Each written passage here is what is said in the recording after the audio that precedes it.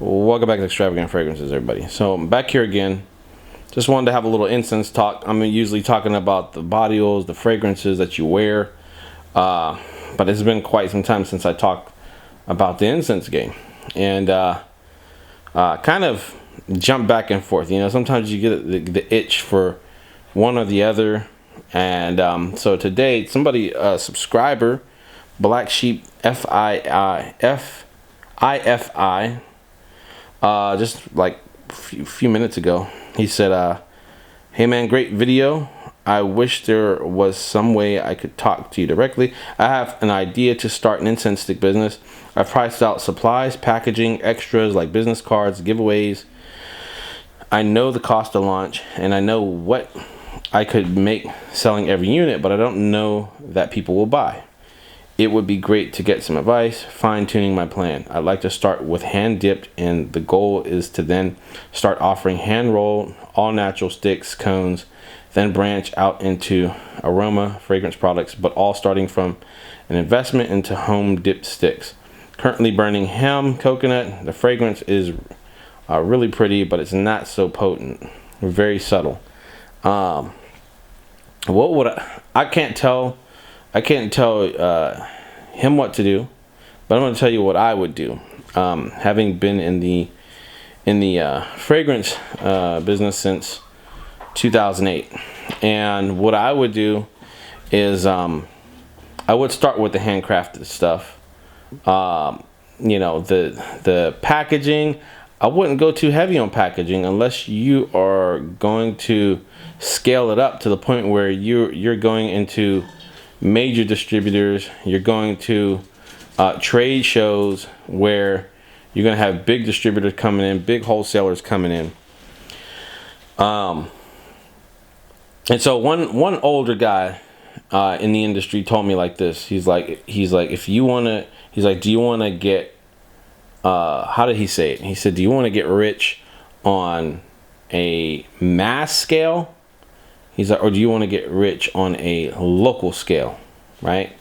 He's like, there's the mass scales where you're going to start to really have to scale up your marketing, like real big marketing budgets, right? Now the local scales where you're going to trade shows, you're going door to door, you're doing it like that. Initially, how would I do it, and how do I do it? I do it on the grassroots level, right? Where I'm going to, you know, door to door, going online, posting stuff online, social media, right? I would even consider like getting on the phone, calling up different shops and stuff like that. Hold on a second. But at some point, you do want to. If you get to the point where you have enough distributors, then you could scale up, right? I've seen big brands out there. I've heard the kind of volume they're moving. I heard the amount of drums of DPG that go through the 55-gallon drums of fragrance. Like, these are the kind of talks I have with people that are like, they're on the inside. They know like just how much stuff people are moving, you know. But that's how I would do it. I would go, you know, door to door. Just I personally wouldn't go too fancy just straight off the jump. Business cards are great, but I find people, and I said this in one video, and people tend to just throw business cards away. Right. Now if you have like you know, like I said, if you're going to like trade shows or a place where you just run into a lot of people, for me, if I'm going to have that kind of interaction with someone, I want an email address. I want a mailing address. I want a phone number. When it comes to like that kind of acquisition, that's what I want. I don't like to let somebody pass by me, give them a card and send them on their way, hoping that they're going to make the connection with me. I'd rather have the upper hand in getting all the contact information to make the connection with them. You get what I'm saying? And so then he said he'd like to start with hand dipped, and then the goal is to start offering hand rolled, all natural sticks, cones, then branch out into other aroma fragrance products, but all starting from an investment into home dipped sticks. And yeah, I think there's definitely a market for like the hand rolled sticks. Now this is why I wanted to respond to this comment, because I've been thinking about this for a long time, and I thought to myself, you know, there are a lot of big movers in this industry, right? We're talking guys that have, you know, huge warehouses, and they've got, you know, about 100 employees and plus more, right? And so if you're a huge distributor, because like to hand roll these, it's time consuming, and then by the time, I mean, it's just like you're gonna be working less than wages by the time you're done hand rolling, unless you're doing like a real niche, you know, product. Let's say if you're hand rolling oud, right? If it's like a oud powder and you're rolling it onto a stick, that might be a little different. The cones, I mean, unless you have like what's the word, like a mold. I have like this little mini mold. It's like made out of brass, and I don't know where it is, but I have one. If you are have like a huge mold or something where you can mold this stuff into place, or you can find some way to buy an actual machine from China, you know, I mean, the thing is, here in the US, like specifically here in Pennsylvania, there's so many trees. There's so many, like, you go on Craigslist, you'll just find people giving wood away, right? Like, and I wanted to put this out there for, if you're like a huge distributor watching this video, you know, you guys got capital to work with. I know you do. I know there's a huge cash flow.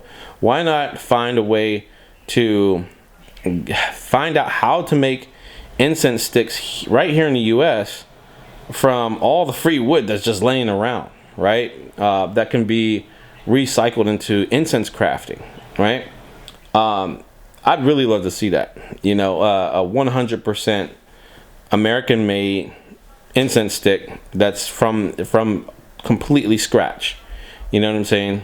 How hard is it to get a machine, right? You guys are already buying, you know, containers of bottles and sticks and all of this stuff. But I'd really like to see something like that. You know what I mean? Now the other handcrafted things that I've seen, like I've bought like these hand rolled Tibetan incense sticks, and they have more of like a herbal smell when you burn it, which are pretty interesting. But again, that's what I would like to see done. You know what I mean? When we say handcrafted, it's like, yeah, you say handcrafted, but at the same time, it's like, you know, as incense crafters, our incense sticks really aren't fully handcrafted. Like, we still rely on someone to actually, you know, create the actual unscented stick. I'd like to see a time soon where we actually can say that it is crafted from completely scratch, right? In an efficient way. So that's my personal opinion. To Black Sheep FIFI is that doesn't make sense, right? Do the numbers add up, right? Are you making it efficiently enough to justify doing it at all? So that's just my opinion. It'd be nice to see, you know, some kind of, let's say, a machinist or an engineer put something together where it's maybe create some kind of small, little tiny machine that could allow you to split, let's say, split wood on a more micro level to make the actual sticks, and then maybe some other little tiny machine or contraption where you know, the actual pulp can go on those sticks, and it can be all done in-house. We don't have to outsource anything or depend on China or Vietnam or any country. I mean, we got the same materials they do, so why can't it be done? You know, that's my question. So it's just trying to provoke some thought here, you know. But yeah, that's my answer. That's my opinion, and hope this helps. If you like this video, subscribe, share, and hopefully see you soon. Take care, everybody. Good night.